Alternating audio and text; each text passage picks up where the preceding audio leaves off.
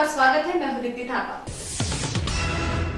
महाराष्ट्र के अकोला में जवाहर नवोदय विद्यालय में 58 छात्राओं के साथ यौन शोषण के मामले में पुलिस ने अब तक 4 आरोपियों को गिरफ्तार कर लिया है और फरार अध्यापकों की सहायता करने वाले नागपुर निवासी आरोपी मंगेश को भी गिरफ्तार कर लिया है।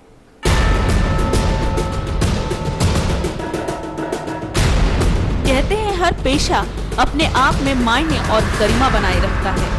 इनमें से शिक्षा एक ऐसा पेशा है जो सम्मानित और पूजनीय रूप में देखा जाता है, लेकिन इस पेशे से जुड़े कुछ लोग इसकी गरिमा से खिलवाड़ करने से नहीं हिचक रहे हैं। जवाहर नवोदय विद्यालय में जो हो रहा था वो इसकी जीती जागती मिसाल है। नवोदय विद्यालय में पढ़ रहे छात्रों से अत्याचार के मामले दिन प्रतिदिन बढ़ते जा रहे थे। कुछ छात्राओं ने बताया कि विद्यालय की अध्यापिकाएं उनसे घर के कामकाज करवाती हैं।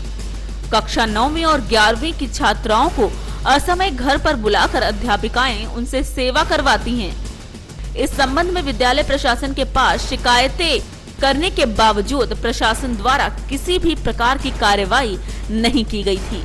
इसी दरमियान छात्राओं से इस प्रकार का बर्ताव करने वाले विद्यालय के सभी दोषियों के खिलाफ जल्द से जल्द कार्रवाई करने की मांग पीड़ित छात्राओं के अभिभावकों द्वारा की जा रही है।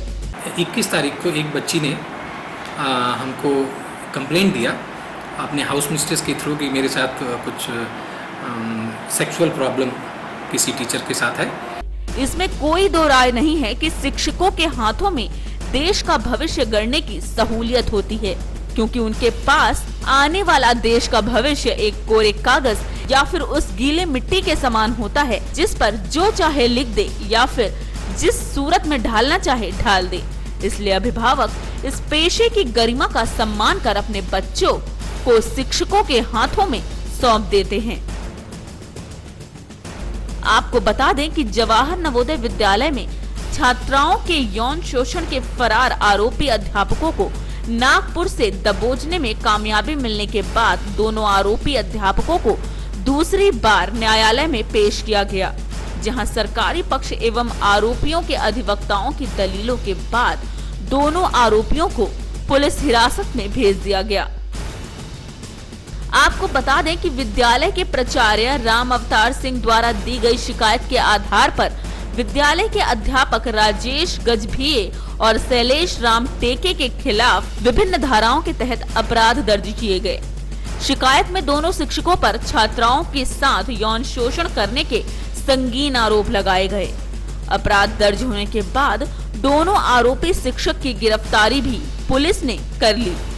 जो 2 हमको मिले उसमें Mister RB Gajbhiye PGT chemistry और Mister SS Ram Teke PGT bio, ये 2 टीचर्स हैं जिनके खिलाफ ये जो भी आया और उसकी जो भी इंक्वायरी है वहाँ पर जा चुकी है और उसके ऊपर जो भी कार्रवाई होगी हमारे हायर ऑफिशियल से अवेटेड है। जल्दी ही उसके ऊपर जो भी होगा वो इंक्वायरी वगैरह होकर और जो भी उचित कार्रवाई जो भी होगी वो की जाएगी। इस बीच दोनों आरोपियों के नागपुर के पागल खाने के करीब स्थित बाबा फरीद नगर झींगाबाई टाकली परिसर में होने की जानकारी मिलते ही पुलिस ने मौके पर पहुंचकर दोनों को धर दबोचा। इसी दरमियान दोनों आरोपी अध्यापकों को दूसरी बार न्यायालय में पेश करने पर उन्हें 10 अप्रैल तक के लिए पुलिस हिरासत में भेज दिया गया। नवोदय विद्यालय के प्रिंसिपल श्री सिंह इन्होंने कल पुलिस स्टेशन में आके कंप्लेन दिया कि उनके 2 टीचर गजभिये और राम टेके इन्होंने 2 लड़कियों की छेड़खानी की है। 354 आईपीसी और पोस्का एक्ट के अनुसार गुनाह रजिस्टर कर दिया गया है और इसका जो इन्वेस्टिगेशन है महिला पुलिस ऑफिसर कर रही है। ब्यूरो रिपोर्ट, आमने सामने न्यूज। छोटे से ब्रेक के बाद देखेंगे कुछ अन्य खबरें। राष्ट्रीय ईसाई महासंघ भारतीय क्रिश्चियन समुदाय की सुरक्षा एवं सहायता हेतु वचनबद्ध। सिर्फ एक कॉल करके आप भी इसके सदस्य बन सकते हैं। संपर्क करने के लिए नंबरों पर डायल करें 09926187067 या फिर 9415761463। ब्रेक के बाद एक बार फिर आपका स्वागत है। यूपी के जौनपुर में निकाय चुनाव की रंजिश को लेकर हुए दोहरे हत्याकांड में न्यायालय ने अपना फैसला सुनाते हुए 4 आरोपियों को उम्र कैद की सजा सुनाई है। साल 2007 में हुए इस चर्चित हत्याकांड में पूर्व चेयरमैन को भी आरोपी बनाया गया था। हत्या उस समय की गई थी जब तत्कालीन व्यापार मंडल अध्यक्ष अशोक गुप्ता अपने मुनीम के साथ तकादा करने निकले हुए थे।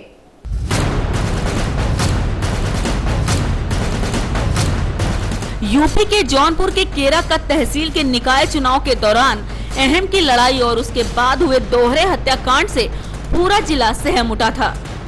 7 जनवरी सन 2007 में इस हत्याकांड को तब अंजाम दिया गया जब अमरनाथ गुप्ता अपने मुनीम यूसुफ के साथ तकादा करके लौट रहे थे। पहले से ही घात लगाए बदमाशों ने ताबड़तोड़ गोली चलाकर दोनों को मौत के घाट उतार दिया था।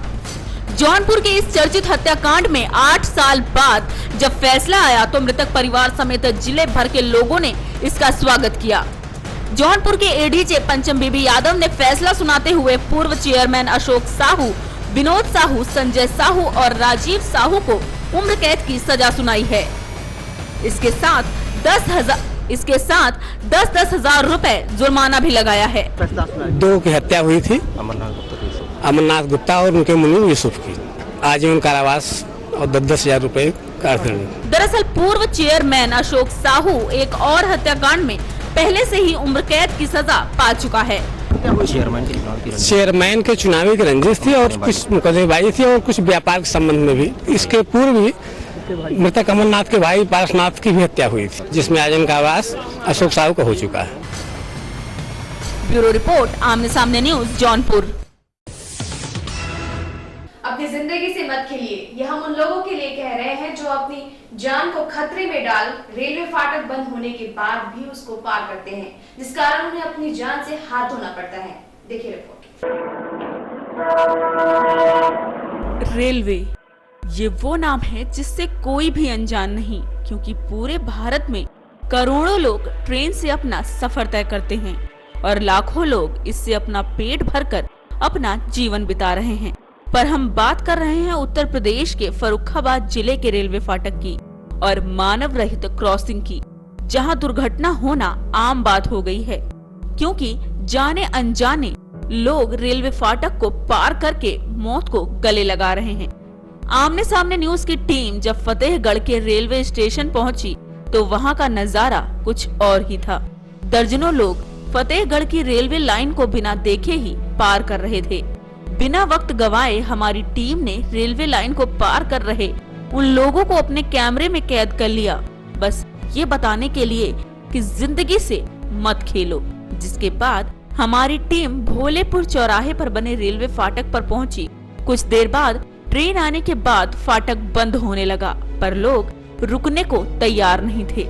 लगभग 3 मिनट तक आधा फाटक खुला रहा, सिर्फ उन लोगों की वजह से जिन्हें अपने काम पर जाने की बहुत जल्दी थी। फाटक बंद होने के बाद भी लोग लाइन को पार करते रहे। वहीं रसीदपुर में बनी मानव रहित रेलवे क्रॉसिंग पर तो इस तरह का मंजर दिखना आम बात हो गई है, जहां पूरे दिन ही लोग रेलवे लाइन से निकलते मिलेंगे। मानव रहित रेलवे क्रॉसिंग पर सैकड़ों लोग घूमते मिलेंगे आपको। जहां फाटक नहीं है वहां भी लोगों को 5 मिनट का भी सब्र नहीं। रेलवे मंत्रालय की एक रिपोर्ट में कहा गया है कि भारत में हर साल 15,000 लोग रेल की पटरियां पार करते हुए ट्रेन से कटकर मर जाते हैं। इनमें ज्यादातर वो लोग शामिल हैं जो फाटक बंद होने के बाद भी रेलवे लाइन को पार करते और तेज रफ्तार से आ रही ट्रेन की चपेट में आ जाते हैं, जिससे उनको अपनी जान से हाथ धोना पड़ता है। दुर्घटनाएं बढ़ रही हैं पर लोग मानते ही नहीं, लेकिन जनता की सुरक्षा के लिए एक कदम उठाना जरूरी है।